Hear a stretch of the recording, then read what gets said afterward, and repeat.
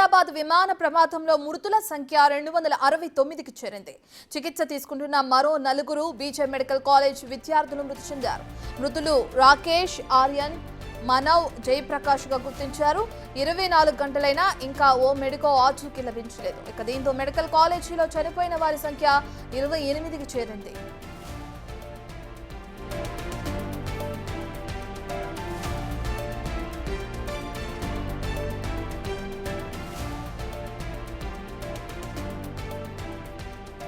Right, ఇక దేశం మొత్తం ఒక్కసారిగా ఉలిక్కిపడే ఘటన అని చెప్పుకోవచ్చు నిన్న జరిగిన ఎయిర్ ఇండియా విమాన ప్రమాదం.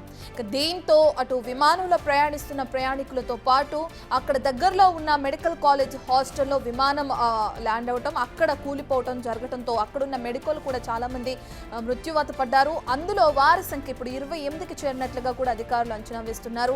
ఇప్పటి వరకు అనేక మంది మెడికోలని అక్కడి నుండి సురక్షిత ప్రాంతాలకు తరలించడం, గాయపడిన వారిని క్షతగాత్రులని హాస్పిటల్కి తరలించి చికిత్స అందిస్తున్నారు. ఇక చనిపోయిన వారి గురించి కూడా ఇప్పటికే ఆరా తీస్తున్నారు అధికారులు. మృతులు అక్కడ చనిపోయిన వారిలో కొంతమందిని గుర్తించడం జరిగింది. రాకేష్, ఆర్యన్, మనవ్, జయప్రకాష్ గా గుర్తించారు కొన్ని మృతదేహాలని. 24 గంటలైనా ఇంకొక మెడికో ఆచూకీ లభించలేదని కూడా అధికారులు తెలుపుతున్నారు. ఇక మెడికల్ కాలేజీలో చనిపోయిన వారి సంఖ్య ప్రస్తుతానికి 28కి చేరింది. ఇక దీంతో పాటు అటు విమానంలో ప్రయాణిస్తున్న 242 సుమారు అటు ఇటుగా అంతమంది మృతులు కూడా రావడం కూడా జరిగింది. ఇక హాస్టల్ పైన విమానం ఎప్పుడైతే ల్యాండ్ అయిందో విరిగిపోయిందో ఆ ప్రమాదంలో అక్కడ మెడికల్ కూడా చాలా వరకు మృత్యువాత పడ్డారు.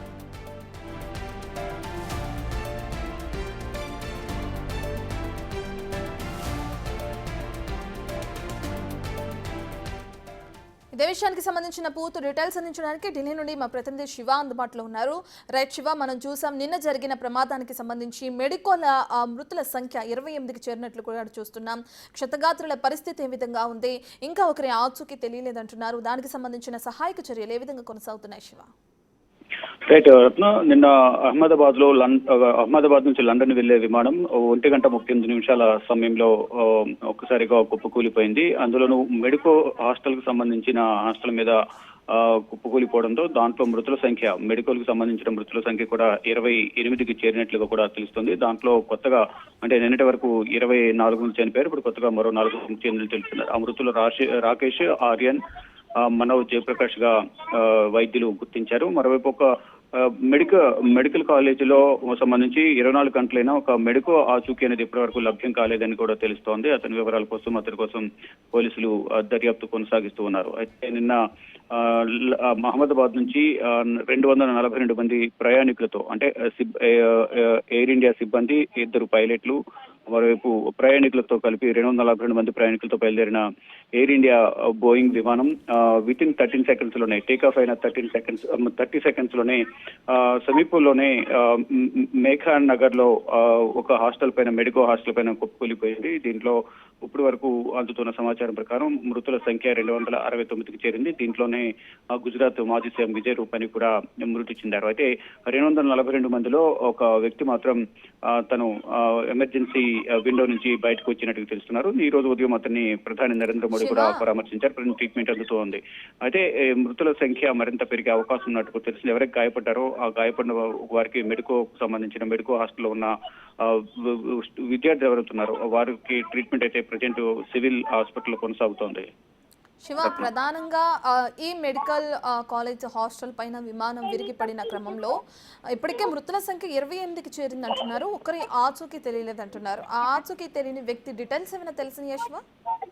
అంటే అతని కోసమే ప్రజెంట్ అధికార యంత్రాంగం అంతా కూడా, పోలీస్ యంత్రాంగాన్ని, అధికార యంత్రాంగాన్ని దర్యాప్తు కొనసాగుతుంది. అతని డీటెయిల్స్ తీసుకుని ముందు అతని కుటుంబ సభ్యులతో మాట్లాడుతున్నారు. ప్రజెంట్ వాళ్ళ కుటుంబ సభ్యులు బంధువులకి ఏమైనా వెళ్ళారా, లేదా ఇక్కడే ప్రమాదం జరిగిన సమయంలోనే అతను ఎక్కడైనా చిక్కుకుని ఉన్నారా అనే కోణంలో కూడా ప్రజెంట్ దర్యాప్తు అయితే కొనసాగిస్తున్నారు. అంటే సమీపంలో ఉన్న మెడికల్ కాలేజీ పైన, హాస్టల్ పైన మధ్యాహ్నం సమయంలో అదంతా డైనింగ్ హాల్లో మధ్యాహ్నం భోజనం చేస్తున్న సమయంలో ఈ ప్రమాదం జరిగింది. అందువల్లే ఈ మృతుల సంఖ్య అనేది పెరిగింది. మరికొంతమంది గాయపడ్డారు, కొంతమంది పరిస్థితి విషమంగా ఉన్నట్లుగా కూడా తెలిసింది. వారందరికీ కూడా ట్రీట్మెంట్ అయితే అందిస్తూ ఉన్నారు. ప్రధాని నరేంద్ర మోడీ ఈ రోజు ఉదయం వెళ్ళి వారందరినీ పరామర్శించారు. నిన్న కేంద్ర హోంమంత్రి అమిత్ షా, గుజరాత్ సీఎం భూపేంద్ర పటేల్, కేంద్ర పౌర విమానయాన శాఖ మంత్రి రామ్మోహన్ నాయుడు, ఇతర మంత్రులు, అధికార యంత్రాంగంతో సహాయక చర్యలు పాల్గొన్నారు. ఎప్పటికప్పుడు పరిస్థితిని సమీక్షిస్తూ ఉన్నారు. అయితే ఈ మెడికో హాస్పిటల్ సంబంధించిన విద్యార్థి ఆచూకీ కోసం అయితే అధికారులు ఇంకా గాలింపు చర్యలు చేపడుతూ ఉన్నారు.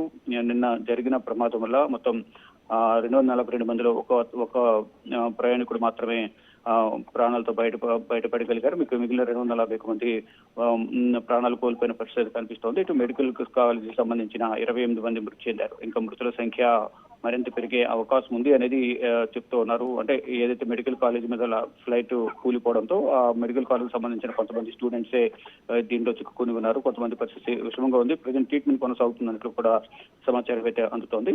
ఇక ఎవరైతే ఆచూకీ లభించలేదో ఆ వ్యక్తి కోసం అయితే అధికారులు దర్యాప్తు కొనసాగిస్తున్నారు. వారి కుటుంబ సభ్యులు కూడా ఫోన్ చేసి వివరాలు తెలుసుకునే ప్రయత్నం చేస్తూ ఉన్నారు. Ratnam. Right, thank you Shiva.